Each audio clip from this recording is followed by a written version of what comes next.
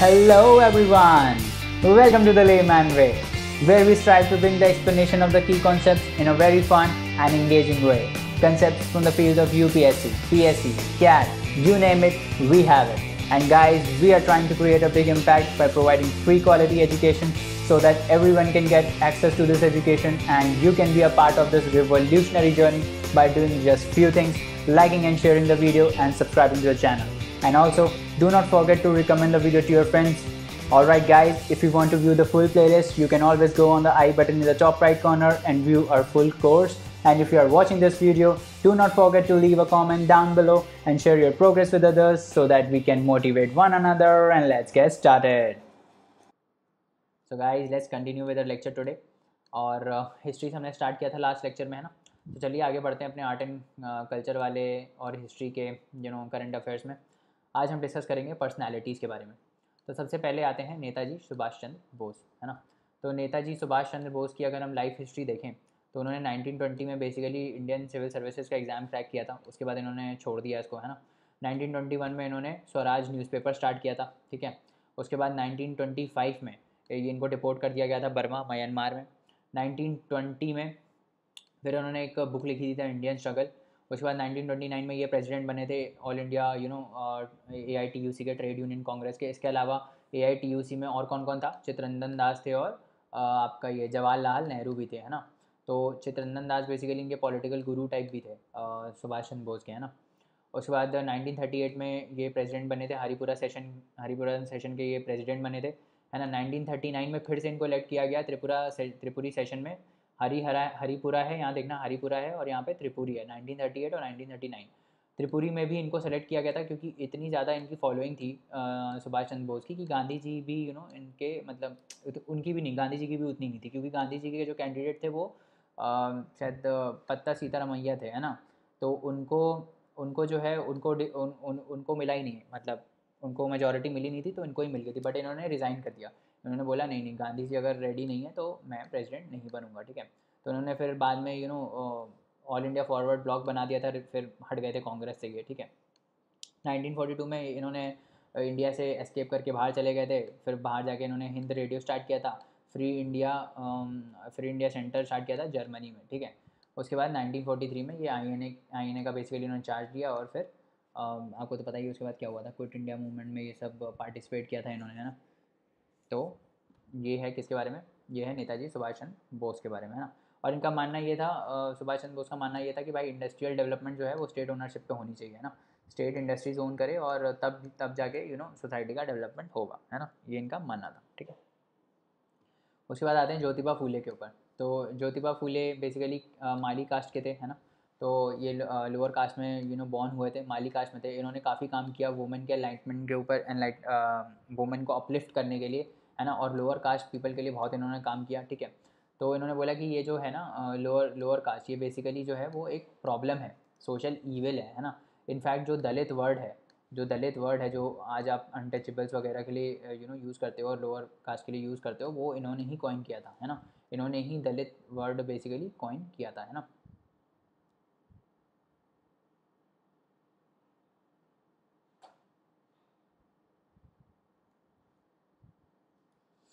उसके बाद सॉरी उसके बाद क्या हुआ, हाँ. उसके बाद कहाँ पर थे हम लोग? तो इन्होंने बेसिकली वुमेन और लोअर कास्ट के एनलाइटमेंट के लिए काम किया, है ना. इनको टाइटल किसने दिया था महात्मा का? विट्ठल राव कृष्णजी वंदेकर.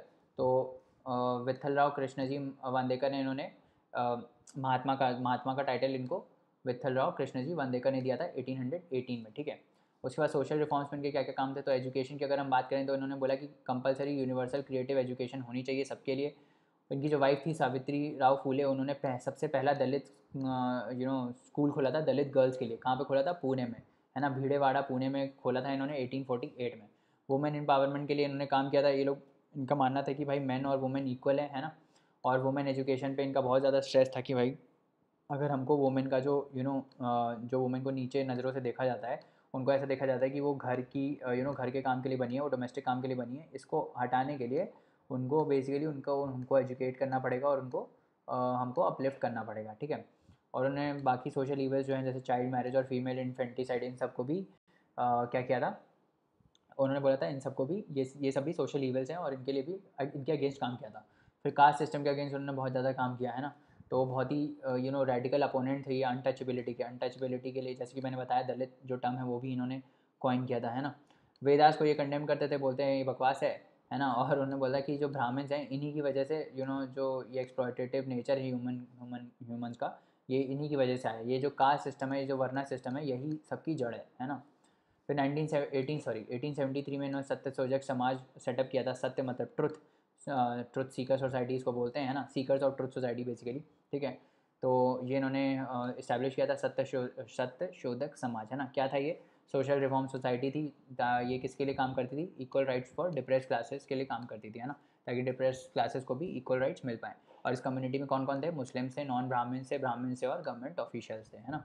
तो ये सब इन्होंने ये सब के लिए इन्होंने काम किया था, ठीक है। उसके बाद आगे बढ़ते हैं और बाल गंगाधर तिलक की बात करते हैं। तो बाल गंगाधर तिलक को हम पॉपुलरली जानते हैं लोकमान्य तिलक के नाम से, है ना। बहुत ही फर्स्ट लीडर थे इंडियन इंडिपेंडेंस मूवमेंट के। एक्सट्रीमिस्ट थे ये, है ना। एक्सट्रीमिस्ट कौन थे? जो रेडिकल मूवमेंट्स में बिलीव करते थे। ये लोग बिलीव करते थे कि भाई कॉन्स्टिट्यूशनल मेथड से कुछ नहीं होगा, हमको मास स्ट्रगल चाहिए। They believed in the power of the masses, है ना। वो लोग चाहते थे कि मासेस को एगिटेट करके ब्रिटिश के अगेंस्ट रिवोल्ट किया जाए, है ना।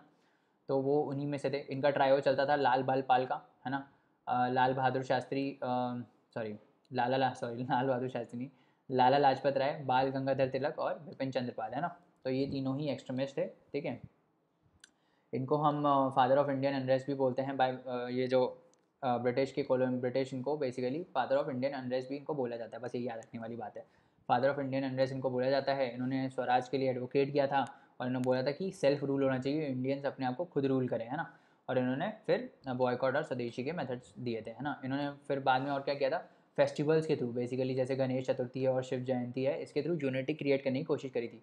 बट इनका ये क्या बोलते हैं हम, ड्रॉबैक इनका ये बोला जाता है कि इस वजह से क्या हुआ कि मुस्लिम्स जो हैं, मुस्लिम्स को ऐसा लगा कि हिंदुज़म आ रहा है इस चीज़ में, मतलब नेशनैलिटी में भी हिंदुज़म घुसेड़ रहा है बीच में। क्योंकि देखो ये जो भी फेस्टिवल्स हैं, गणेश चतुर्थी और शिव जयंती, ये सारे हिंदू के फेस्टिवल्स हैं, है ना।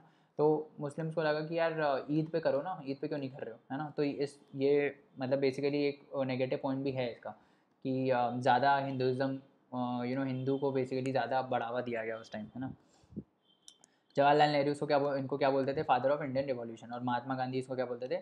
मेकर ऑफ मॉडर्न इंडिया, ठीक है। तो जवाहरलाल नेहरू इनको क्या बोलते थे? Father of Indian revolution. और मेकर ऑफ मॉडर्न इंडिया भी इनको ही बोला जाता है। कौन इनको बोला था? महात्मा गांधी, ठीक है।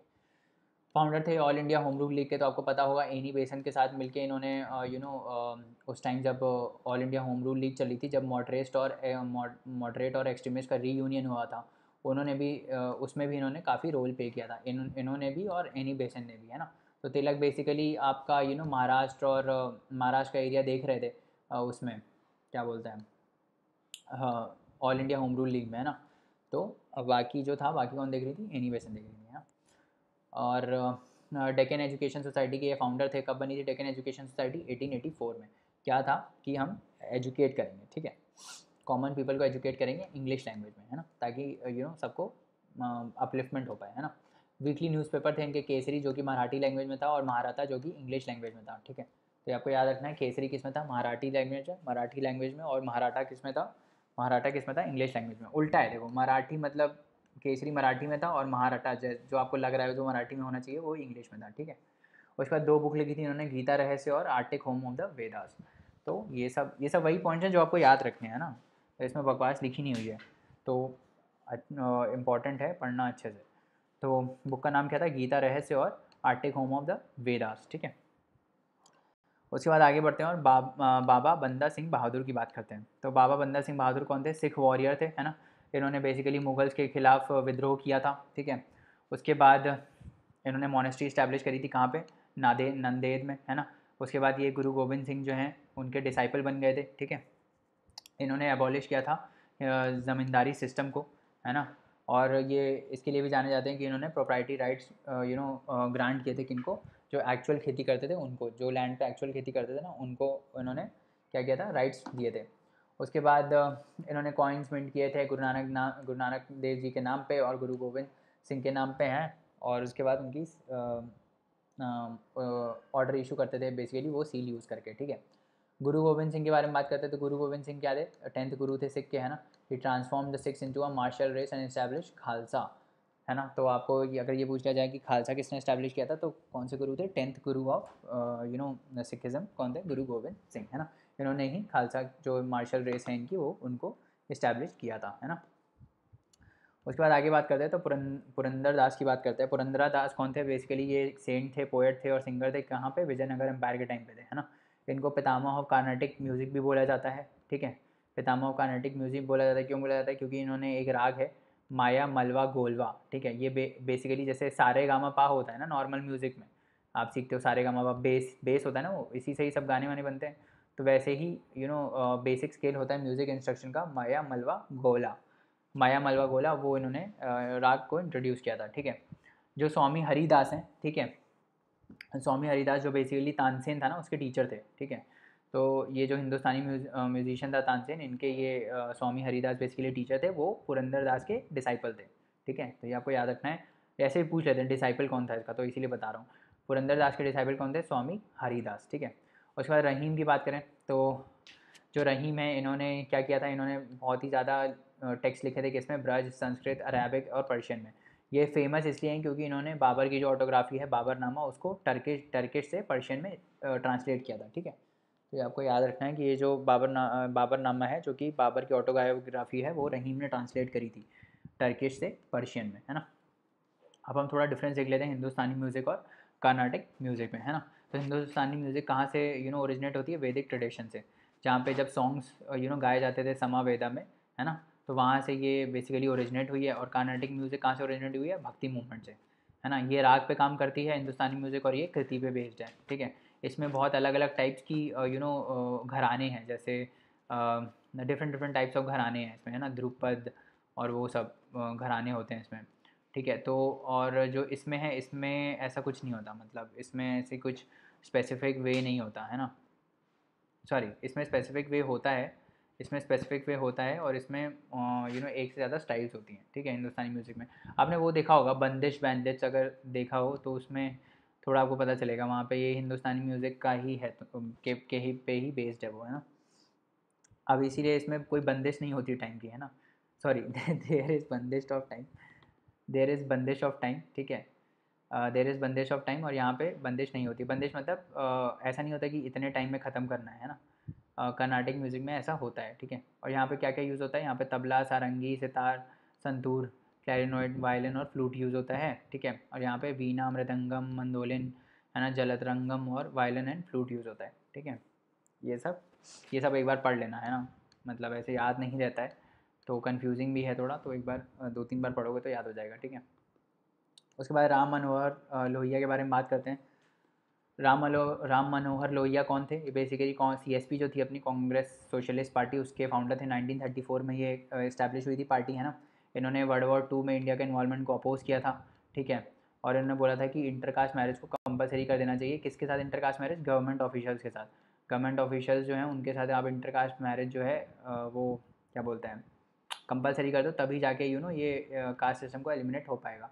और उन्होंने बोला था कि जो फेस्टिवल्स हैं वो सब आके सारे लोग आके एक साथ मनाओ, मतलब जैसे कोई पर्टिकुलर कम्युनिटी का फेस्टिवल है तो सारी कम्युनिटीज़ आके मिलाएं, तभी जाके ये कास्ट सिस्टम जो है वो हटेगा, ब्रिज होगा, है ना। इन्होंने कांग्रेस रेडियो स्टैब्लिश किया था क्विट इंडिया मूवमेंट के टाइम, कहाँ पे, बॉम्बे और कैलकाटा में, ठीक है। उसके बाद आगे बढ़ते हैं, ये था राम मनोहर लोहिया के बारे में। उसके बाद आगे बढ़ते हैं और फ्लोरेंस नाइटिंगेल की बात करते हैं। क्यों न्यूज़ में थी, क्योंकि भाई इनको अभी जो इस बार ये वाला साल है 2020 वाला, उसको WHO ने international year of nurse and midwife declare किया है। तो फ्लोरेंस नाइटिंगेल क्यों न्यूज़ में थी, क्योंकि इनको ही बोला जाता है फाउंडर ऑफ मॉडर्न नर्सिंग, ठीक है। तो ये WHO ने इसीलिए किया है डेडिकेट 2020, क्योंकि 200 डेथ एनिवर्सरी है फ्लोरेंस नाइटिंगेल्स की, ठीक है। उसके बाद क्या है, सॉरी, बर्थ एनिवर्सरी है। उसके बाद क्या है, इनको क्यों, इनका ये इंपॉर्टेंट क्यों है, क्योंकि ये पहली हेल्थ केयर प्रोफेशनल थी जिन्होंने डेटा यूज़ किया था ये दिखाने के लिए कि भाई इन्फेक्शन को कंट्रोल कर सकते हैं हम, हेल्थ आउटकम्स को, अगर हम इन्फेक्शन को कंट्रोल करें तो हेल्थ आउटकम्स भी कंट्रोल हो सकते हैं। तो इन्होंने ये पहली ऐसी थी जिन्होंने ऐसा दिखाया था, इसीलिए ये फेमस है। उसके बाद आगे बढ़ते हैं और मलाबार रेबिलियन की बात करते हैं, ठीक है। मलाबार रेबिलियन को हम मोपला रेबिलियन भी बोलते हैं, है ना।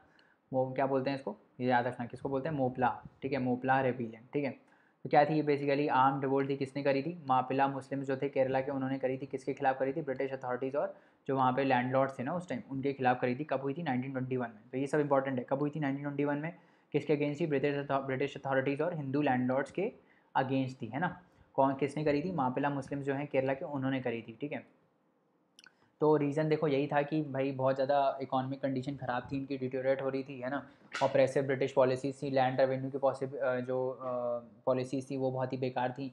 और जो वहाँ के ये थे क्या बोलते हैं लैंडलॉर्ड्स थे, वो सारे क्या थे, अपर कास्ट हिंदूज़ थे, है ना। तो इनके इनके जो इनको डिस्क्रिमिनेट भी करते थे बहुत ज़्यादा, क्योंकि ये मुस्लिम्स थे ना।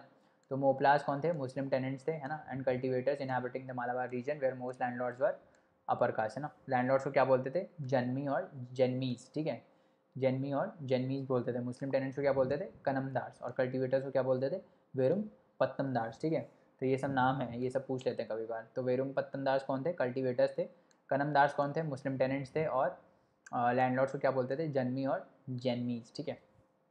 उसके बाद economic condition of Mappilas tenants had deteriorated over time. यही रीज़न था इनके रिवोल्ट करने का। ऑपरेसिव ब्रिटिश पॉलिसीज़ थी, टैक्सेशन बढ़ा दिया था, इनसिक्योरिटी थी, है ना। रैक रेंटिंग होती थी, फोर्स एविक्शंस होते थे। तो इन सब से तंग आके इन्होंने रिवोल्ट कर दिया था, ठीक है। ब्रिटिश गवर्नमेंट ने कैसे रिस्पॉन्ड किया, तो इन्होंने ब्रिटिश गवर्नमेंट ने रिप्रेस कर दिया था इसको, ठीक है। तो इसमें उसके बाद फिर जो गोरखा रेजिमेंट्स थे उनको सप्रेस कर दिया गया और मार्शल लॉ वहाँ पे बेसिकली लगा दिया गया था, ठीक है। उसके बाद आगे बढ़ते हैं और all India trade union Congress की बात करते हैं, AITUC की। तो कब बनी थी ये, 1920 में बनी थी। इसके पहले प्रेसिडेंट कौन थे, लाला लाजपत राय थे। और जनरल सेक्रेटरी कौन थे उस टाइम पे, देवान चमन लाल उस टाइम पे इनके जनरल सेक्रेटरी थे, ठीक है। उसके बाद क्या था, क्यों बनी थी ये ट्रेड यूनियन क्यों बनी थी बेसिकली, क्योंकि भाई बहुत फैक्टर्स थे। पहला था कि जो वर्ल्ड में लेबर मूवमेंट्स हो रही थी, जैसे रशिया में हुई थी 1917 वाला जो रशियन रिवॉल्यूशन था, सोशलिज्म जहाँ से इस्टेब्लिश हुआ। तो उस टाइम ये सब वर्ल्ड में चल रहा था कि भाई जो प्राइवेट ओनरशिप है उसको हटाओ, सरकार की ओनरशिप होनी चाहिए, है ना, लोगों की ओनरशिप होनी चाहिए, ठीक है। लोग ही हैं जो काम करेंगे, मतलब लोगों के पास ही सारा ओनरशिप होना चाहिए, ताकि एक्सप्लॉयटेशन को कम किया जा सके, है ना। तो उससे ये लोग इन्फ्लुएंस हो गए। इंडस्ट्रियल अनरेस्ट चल रहे थे, बॉम्बे में स्ट्राइक्स चल रही थी, है ना। क्योंकि बॉम्बे में क्या था कि जो वर्किंग आवर्स थे उनको एक्सटेंड कर दिया गया था, है ना। तो उसके अगेंस्ट स्ट्राइक चल रही थी। फिर ऑब्वियसली ब्रिटिश रूल का ऑपरेशन और एक्सप्लॉयटेशन तो हो ही रहा था। नेशनल फ्रीडम मूवमेंट भी धीरे धीरे पिकअप करने लगा था उस टाइम। नॉन कोऑपरेशन मूवमेंट इस टाइम पे चल रहा था, ठीक है, मतलब स्टार्ट होने वाला था। तो ये सब चीज़ों ने इनको AITUC को बर्थ दिया था, ठीक है। अब इसमें कौन कौन से ऐसे लीडर्स थे जिन्होंने इसको बनाया था, तो ये लीडर्स इंपॉर्टेंट हैं। तो लाला लाजपत राय और देवान चमन लाल तो आपको पता ही चल गया, है ना। और कौन कौन थे, बाल गंगाधर तिलक थे, NM जोशी थे और जोसेफ बप्तिस्ता, ठीक है। तो ये तीन याद रखने हैं, बाल गंगाधर तिलक, तिलक भी थे, ये याद रखना है आपको, ठीक है। बाल गंगाधर तिलक, NM जोशी, नारायण मल्हार जोशी, NM जोशी और जोसेफ बप्तिस्ता, ये लोग कहाँ पे थे, ये लोग भी इसके मतलब फाउंडिंग मेंबर्स में थे, ठीक है। उसके बाद बाकी ट्रेड यूनियंस की बात करते हैं। तो 1890 में, क्रोनोलॉजी वाइज देखते हैं, 1890 में बॉम्बे मिल हैंड्स एसोसिएशन बना था। किसके अंडर बना था, NM लोखंडे के अंदर, सॉरी किसके अंडर बना था, NM लोखंडे के अंदर। कौन था ये, बॉम्बे मिल हैंड्स एसोसिएशन, याद रखना है, 1890 में बना था, ठीक है। इंपॉर्टेंट डिस्कस करते हैं। उसके बाद 1918 में मद्रास लेबर यूनियन बना था। किसके अंडर बना था, BP वाडिया के अंदर, ठीक है। BP वाडिया में ये रजिस्टर हुआ था। उसके बाद 1905 में आओगे तो मैनेजमेंट ये एक और बॉडी बनी थी, मैनेजमेंट द प्रिंटर्स यूनियन, ठीक है, ये बनी थी। उसके बाद 1907 में बॉम्बे पोस्टल यूनियन बनता है। 1910 में कमगर हितवर्धक सभा बनती है, ठीक है। इतना इंपॉर्टेंट नहीं है 1900, ये इंपॉर्टेंट। 1910 में सोशल सर्विस लीग बनती है, ये इंपॉर्टेंट है। सोशल सर्विस लीग बनती है, ये इंपॉर्टेंट है, 1910 में बनती है। 1920 में अहमदाबाद टेक्सटाइल लेबर एसोसिएशन बनता है ना, जो किसने फाउंड की थी, अनुसैया बैन। तो उस टाइम बेसिकली आपको याद होगा ये 1918 में जो वो हुआ था अहमदाबाद मिल स्ट्राइक्स, है ना, वहीं से इसका ओरिजिन होता है ना। उस टाइम बेसिकली यही हुआ था ना कि ये लोग फैक्ट्री जो ओनर्स थे उन्होंने बोनस बढ़ा नहीं रहे थे, तो जो वर्कर्स थे उन्होंने स्ट्राइक कर दी थी कि भाई हमको चाहिए। फिर गांधी जी बीच में आते उन्होंने बोला 35% का हाइक मांग लो तो सेटल हो जाएगा मैटर, है ना। तो ये सब था उस टाइम, ठीक है। तो उस टाइम फिर 1920 में अनुसैया बेन साराभाई की ये बेसिकली लेबर एसोसिएशन थी, अहमदाबाद टेक्सटाइल लेबर एसोसिएशन। तो ये आपको याद रखना है, ठीक है। उसके बाद आगे बढ़ते हैं और किस्सा खवनी बाज़ार मैसेकर के बारे में बात करते हैं। क्या है ये किस्सा खवनी बाज़ार मैसेकर? तो उससे पहले हमको देखने की ज़रूरत है कि अबुल गफ़र खान कौन थे, ठीक है, और खुदाई खिदमतगर क्या था। तो पहले हम खुदाई खिदमतगर की बात करते हैं। खुदाई खिदमतगर बेसिकली एक नॉन वायलेंट रेजिस्टेंट मूवमेंट थी ब्रिटिश राज के अगेंस्ट, ठीक है। कहाँ पर थी? जो नॉर्थ वेस्टर्न फ्रंटियर प्रोविंस था ना अपना, राजस्थान वाला, पंजाब वाला एरिया, यहाँ पे बेसिकली खुदाई खिदमतगर्स ऑपरेट करते थे। तो ये बेसिकली सिविल डिसोबीडियंस मूवमेंट में इन्होंने पार्टिसिपेट किया था, है ना। इनके लीडर कौन थे? अबुल गफ़र खान। इनको हम बाका खान या फिर बादशाह खान भी बोलते थे, और इनको फ्रंटियर गांधी भी बोलते थे, ठीक है। इनको ये फ्रंटियर गांधी नाम किसने दिया था? आमिर चंद ने दिया था, ठीक है। ये याद करना है। इनको रेड शर्ट्स भी बोलते थे, जो खुदाई खिदमत गर्ज है ना, इनको हम रेड शर्ट्स भी बोलते थे, है ना। तो बेसिकली हुआ क्या कि जो खान गफ़र खान है, इनके लीडर जो हैं खुदाई खिदमत करके, इनको अरेस्ट कर लिया गया। तो इन अरेस्ट को प्रोटेस्ट करने के लिए, है ना, इनको अरेस्ट क्यों किया गया था? सॉल्ट सत्याग्रह में ये प्रोटेस्ट कर रहे थे, इस वजह से इनको अरेस्ट कर दिया गया था 1930 में। जो वही सिविल डिसोबीडियंस मूवमेंट जो बता रहा हूँ मैं, है ना, इसी टाइम था ये। तो वहाँ पे इनको अरेस्ट कर लिया गया था। तो फिर क्या हुआ, इनकी अरेस्ट को मतलब प्रोटेस्ट करने के लिए कुछ कुछ इनके जो फॉलोअर्स हैं, क्राउड है, वो वहाँ पे गैदर हुआ था। तो ब्रिटिशर्स आए, उन्होंने क्या, फायर ओपन कर दिया और ऐसे टैंक वैंक इनके ऊपर चढ़ा दिए, जो भी बीच में आ रहा था उनके ऊपर टैंक चढ़ा दिए, है ना। तो बहुत सारे लोग मर गए थे, ऐसे 400 लोग के आसपास मर गए थे, तो इसीलिए ये न्यूज़ में था, है ना। तो उसका कुछ एनिवर्सरी था इस बार, तो इसीलिए ये न्यूज़ में था, ठीक है। और Abul Ghaffar Khan he strongly oppose the proposal of the partition में तो ये बिलीव करते नहीं थे, है ना। उसके बाद जीआई टैग की बात करते हैं। तो जीआई टैग में जो जीआई टैग है किसको किसको मिला है, तो किसको किसको मिला है, से पहले हम ये पढ़ लेते हैं कि जोग्राफिकल इंडिकेशन टैग होता क्या है। नाम से ही पता चल रहा है, जोग्राफिकल इंडिकेशन, किसी जोग्राफी को ये मतलब इंडिकेट करता है ना, कि कोई एक पर्टिकुलर प्रोडक्ट किसी पर्टिकुलर जोग्राफी का है, उसको इंडिकेट करता है ये क्या, जीआई टैग। तो बेसिकली ये उन प्रोडक्ट्स को मिलता है जो पर्टिकुलर पर्टिकुलर रीजन के होते हैं, और पर्टिकुलर प्रोसेस से बनाए होते हैं, that is indigenous to that region only, है ना। तो तब उसको जीआई टैग मिलता है ना। 10 साल के लिए बेसिकली मिलता है, और बाकी जितने भी ट्रेडमार्क्स वाले राइट हैं वो सारे इस पर वैलिड हैं। तो रेगुलेशन कैसे होता है? इसके रेगुलेशन होता है GI geographical indications of good registration and protection act 1999 के थ्रू। कौन कंट्रोल करता है? Controller general of patent design and trademarks, ये इनको कंट्रोल करते हैं, ठीक है। और ये ट्रिप्स का पार्ट है। ट्रिप्स में मतलब बेसिकली कवर है, 10 साल के लिए वैलिड रहता है ना। तो अब हम देख लेते हैं कि कौन कौन से जो हैं किसको किसको रिसेंट जीआई टैग में मिला है। तो जम्मू एंड कश्मीर की सैफरन को मिला है, उत्तर प्रदेश में गोरखपुर टेराकोटा को मिला है, मणिपुर की छखाओ इज़ अ ब्लैक राइस, उसको मिला है। उसके बाद झारखंड की सोहराई खोवर पेंटिंग को मिला है, तेलंगाना का तेलिया रुमाल को मिला है। उसके बाद किसको मिला है? अरुम्बवूर वुड कार्विंग्स। और तमिलनाडु में 3-4 को मिला है, थंजावुर निट्टी वर्क्स, ठीक है, कोवलपट्टी कदलाई मित्तई इसको मिला है, और अरुम्बवूर वुड कार्विंग्स को मिला है, ठीक है। तो ये आपको याद रखना है। उसके बाद थोड़ा थोड़ा बात कर लेते हैं इनके बारे में, ये जो भी टैग्स हैं इनके बारे में हम थोड़ा थोड़ा बात कर लेते हैं। तो पहला है सैफ़्रॉन। सैफ़्रॉन में बेसिकली ईरान जो है वो लार्जेस्ट प्रोड्यूसर है। उसके बाद आता है इंडिया, ठीक है, इंडिया सेकंड पर है, ईरान सबसे ऊपर है, ठीक है। चखाओ जो है वो ग्लूटेनस राइस है, ठीक है, ये आपको याद रखना है। चखाओ का क्या है? ग्लूटेनस राइस है। अब ये जो चखाओ है जो हमने बताया था, ब्लैक राइस है, बेसिकली ब्लैक ग्लूटेनस राइस है, और ये 40 से 45 मिनट लेता है। किस लिए लेता है? 40 से 45 मिनट कुक होने में, ठीक है। तो ये राइस बेसिकली 40 से 45 मिनट लेता है कुक होने में, ठीक है। इसमें ब्रान फाइबरस ब्रान लेयर है, और हाई क्रूड फाइबर कंटेंट है, ठीक है। उसके बाद गोरखपुर टेराकोटा की बात करते हैं, तो इसको बेयर हैंड से बनाया जाता है, नेचुरल कलर यूज़ होते हैं, तो वो ज़्यादा टाइम तक रहते हैं। सोराई खोवर पेंटिंग की बात करते हैं, तो ये झारखंड की है। कहाँ की है? झारखंड की है। तो वहाँ की जो ट्रेडिशन और रिचुअलिस्टिक मुराल आर्ट है, ये आपको याद रखना है, क्या है ये? मुराल आर्ट है, ठीक है। तो मुराल आर्ट है ये, है ना। और कहाँ पे होती है? हज़ारीबाग डिस्ट्रिक्ट ऑफ झारखंड, ठीक है। It is done during the local harvest marriage seasons using local naturally available soils of different colours. उसके बाद नीचे आते हैं कोवल पट्टी कदाई मिठाई। ये बेसिकली एक कैंडी है जो पीनट से बनती है ना। सारे नेचुरल इंग्रेडिएंट्स में यूज़ होते हैं, और जैगरी यूज़ होती है। जैगरी को क्या बोलते हैं वहाँ पे? वेल्लम, है ना। और ग्राउंड नट्स और वाटर कहाँ से आता है? ये वाली रिवर से आता है, थमीरा थमीरा थमीरा बरानी रिवर से बेसिकली पानी यूज़ होता है, और उससे इस कोवल पट्टी को बनाया जाता है, ठीक है। तो उस रिवर से पानी यूज़ करके इसको बनाया जाता है, थमीरा बरानी, ठीक है। उसके बाद आगे बढ़ते हैं, और नीति आयोग ने बेसिकली एक रिपोर्ट रिलीज़ करी है, नाम क्या है? Improving heritage management in India. तो हेरिटेज जो है हमारे पुराने, उनको इम्प्रूव और मैनेज करने के लिए नीति आयोग ने ये रिपोर्ट रिलीज़ करी है, ठीक है। बस इतना याद रखना है इसमें। आगे बढ़ते हैं और आर्कियोलॉजिकल सर्वे ऑफ इंडिया की बात करते हैं। तो archaeological survey of India basically किस लिए है, यही हेरिटेज मैनेजमेंट के लिए है, ठीक है। तो ये बेसिकली रिसर्च करती है, कंजर्व करती है जो कल्चरल मॉन्यूमेंट्स है कंट्री के, उसको। किसके अंदर अटैच ऑफिस है, मिनिस्ट्री ऑफ कल्चर के अंदर ये अटैच ऑफिस है। इसके पहले डायरेक्टर जनरल कौन थे, अलेक्जेंडर कनिंघम, है ना, ये आपको याद रखना है।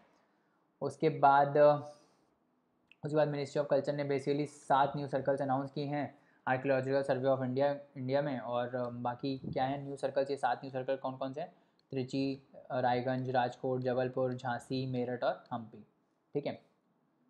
इससे पहले 28 सर्कल्स थे ऑलरेडी, है ना। बस यही है आर्कियोलॉजिकल सर्वे ऑफ इंडिया के बारे में, है ना। उसके बाद इंडिया जो है वो 34वें रैंक पर आया है, किसमें, world travel and tourism competitive index 2019 में। किसने रिलीज़ करी है ये, travel and tourism competitive index कौन रिलीज़ करता है, वर्ल्ड इकोनॉमिक फोरम, ठीक है, समझ में आ गया। चलो तो चलिए दोस्तों, आज के लिए इतना रहने देते हैं, बाकी कंसेप्ट्स नेक्स्ट लेक्चर में पढ़ेंगे। और जाने से पहले लाइक शेयर सब्सक्राइब करना ना भूलें, चैनल को रिकमेंड करें अपने दोस्तों को।